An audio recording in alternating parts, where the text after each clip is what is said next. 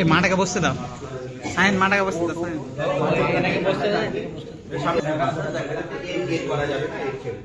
ছেড়ে দেবে আর পাটা এখানে মোজাটা খুলবো, মোজাটা খুলে ফেলবো। এটা নিয়ে দেখলাম শুধু মোজাটা খুলে রাখলাম, পরীক্ষার হলে তো মনে থাকবে যে কিছু একটা এটা করতে হতো, এইটা এরকম স্ট্রেট থাকবে। এবার এই দিকটা এটা এটা এটা ঠিক মেশানো, ওর যেহেতু পায়ে করা আছে ওখানটা এতে করা আছে। রাইট ধূপ করে পানি না, ধূপ করে লাগবে, ধূপ করে লাগলেই তো ফেল করে যাবে।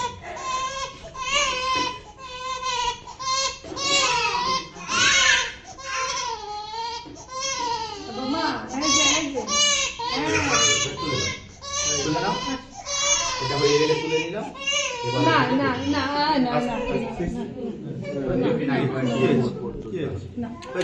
এই ওকে মিডিয়াম সারকামফারেন্সটা সারকামফারেন্সের মেথডটা বলি, তারপরে এটা বলবো।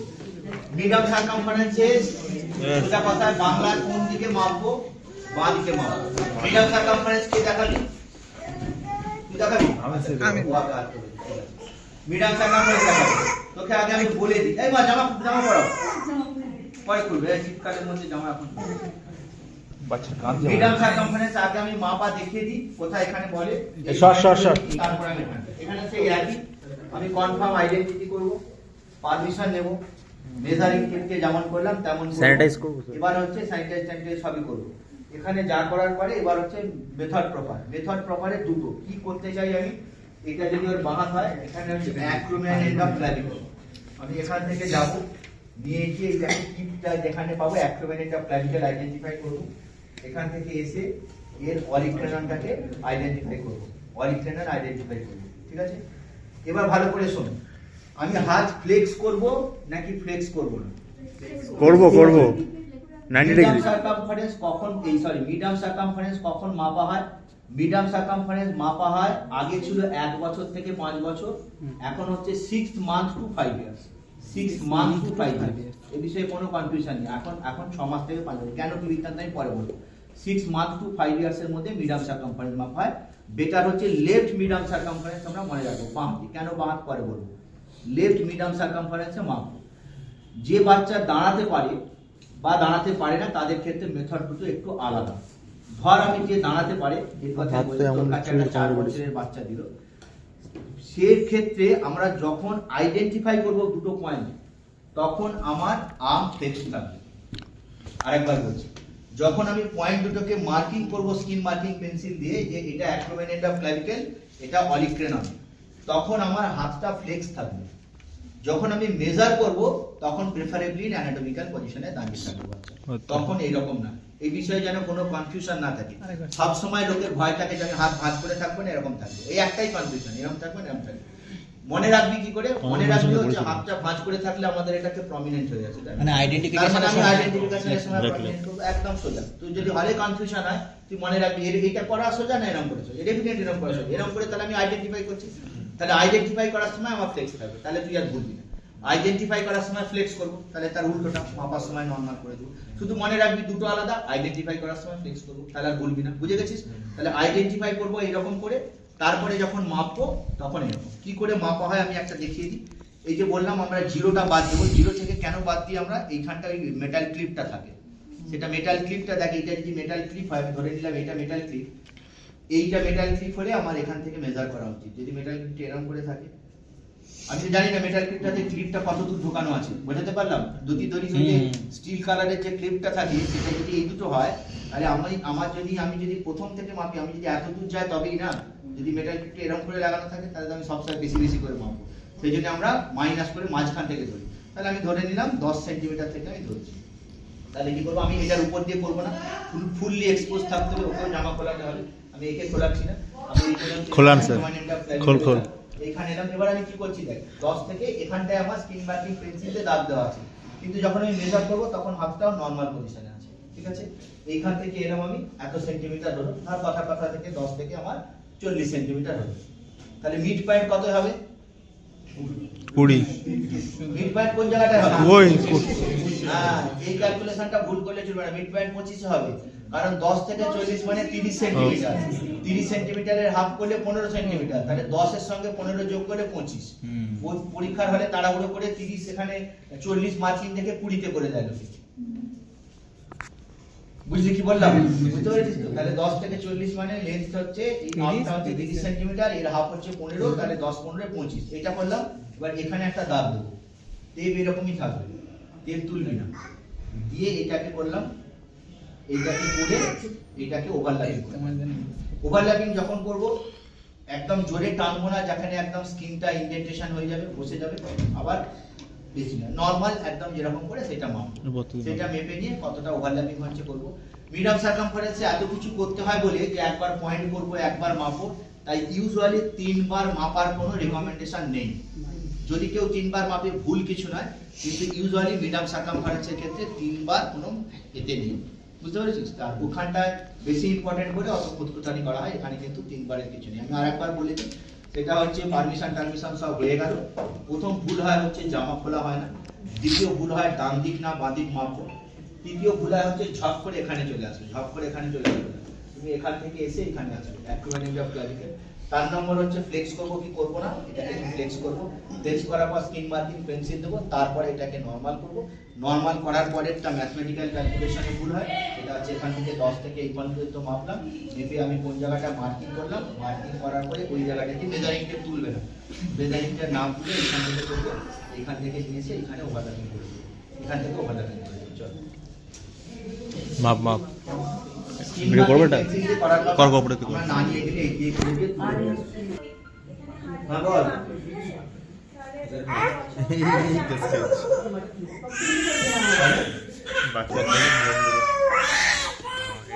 এটা খোল না, বললাম ওটা খোলা খোলা ধরে নিয়ে খোলা ওটা এখানে অলিম্পিয়াডকে মার্ক করব, ঠিক আছে?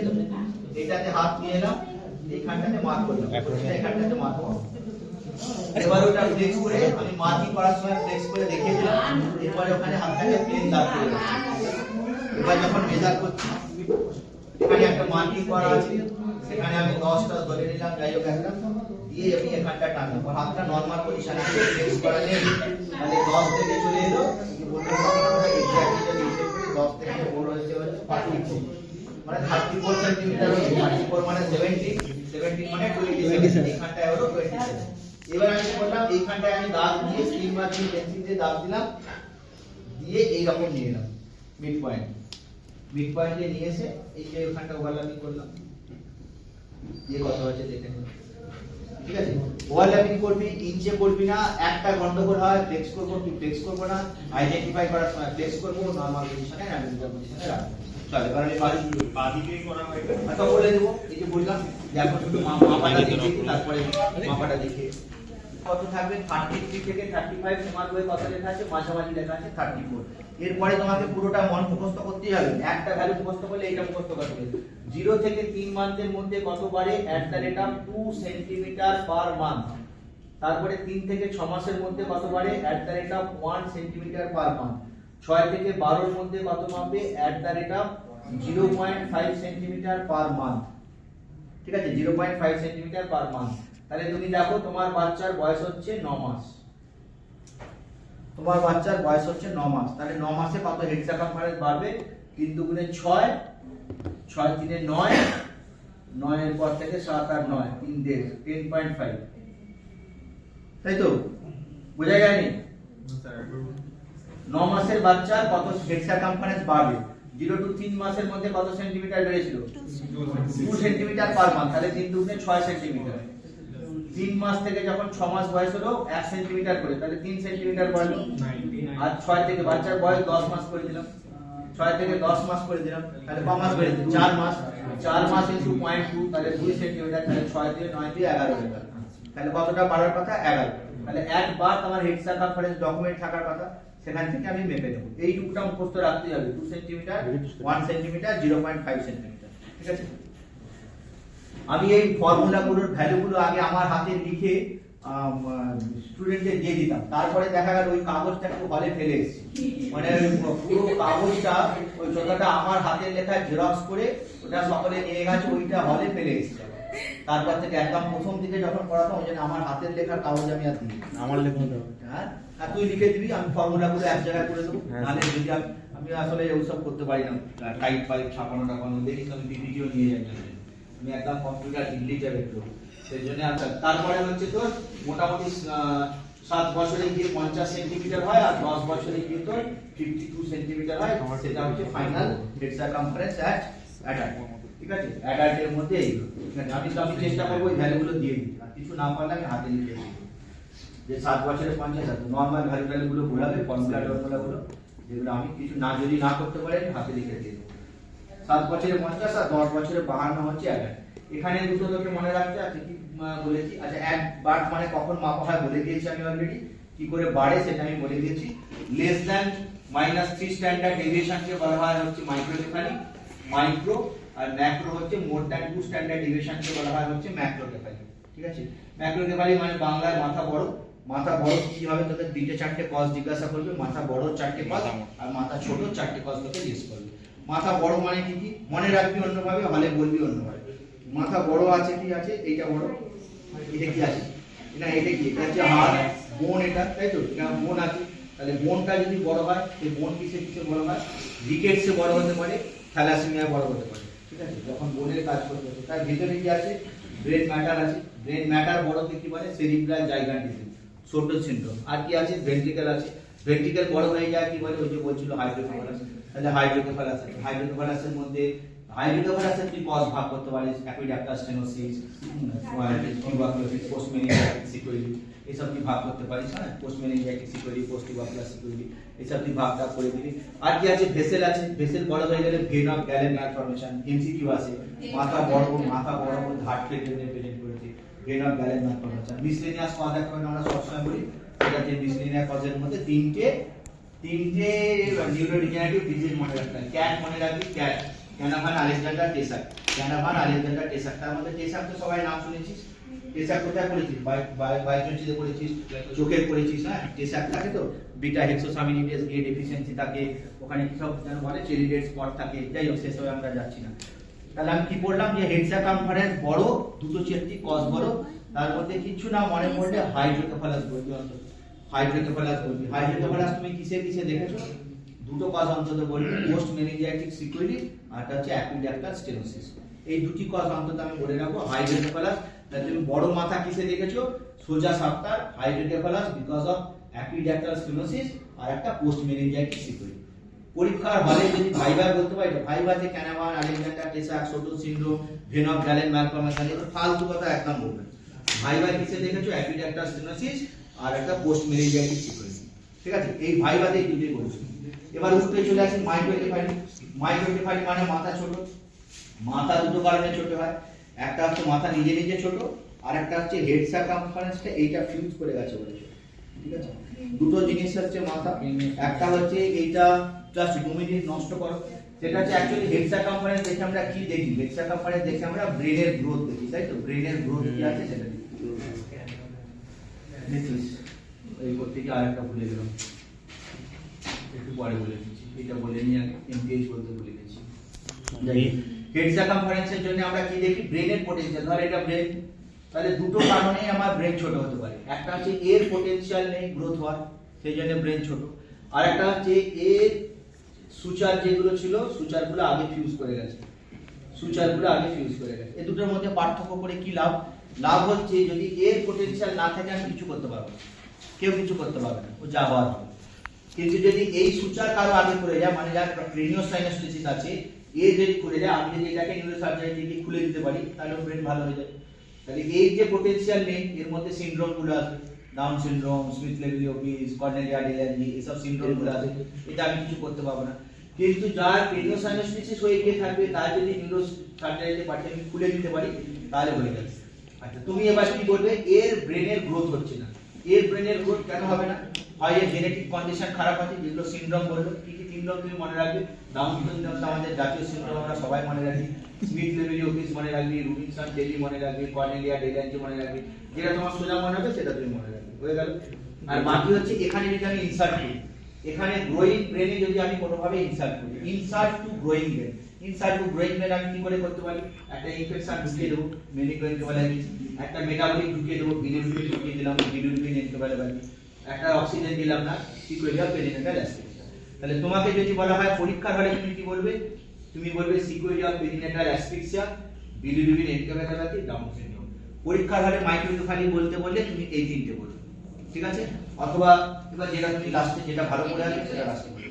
পরীক্ষার হলে তোমাকে যদি বলা তিনটে কজ বলো মাইক্রোকেফালি, তুমি কি বলবে, সিকোয়েডিয়া পেরিনেটাল অ্যাসফিক্সিয়া অথবা sequelae hypoxic ischaemic encephalopathy is a better term.